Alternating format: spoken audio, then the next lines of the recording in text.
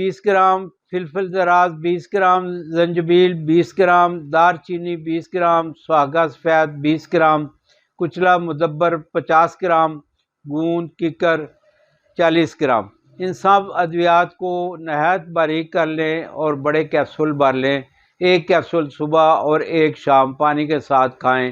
انشاءاللہ تعالی آپ کو دردوں سے نجات مل جائے گی۔ لیکن یہ یاد رکھیے کہ یہ فوری ایفیکٹ والی چیزیں نہیں ہوتی، یہ دیسی دوائیاں، دیسی دوائی آہستہ آہستہ اثر کرتی ہے، کیونکہ یہ کنٹرول والی دوائی نہیں ہے، یہ علاج والی دوائی ہے۔ آپ کو تکلیف کتنی دیر سے ہے یہ آپ نے اسیس کرنا ہے کہ اس دوائی کو کتنی دیر کھایا جائے۔ انشاءاللہ آہستہ آہستہ فائدہ ہوتا جائے گا، اور جو فائدہ ہوگا وہ مستقل ہوگا، وہ عارضی نہیں ہوگا۔ جیسے آپ پین کلر کھاتے ہیں تو عارضی فائدہ ہوا، اس سے ایسا نہیں ہوگا۔ انشاءاللہ اس سے جو بھی فائدہ ہوگا آپ کو مستقل ہوگا۔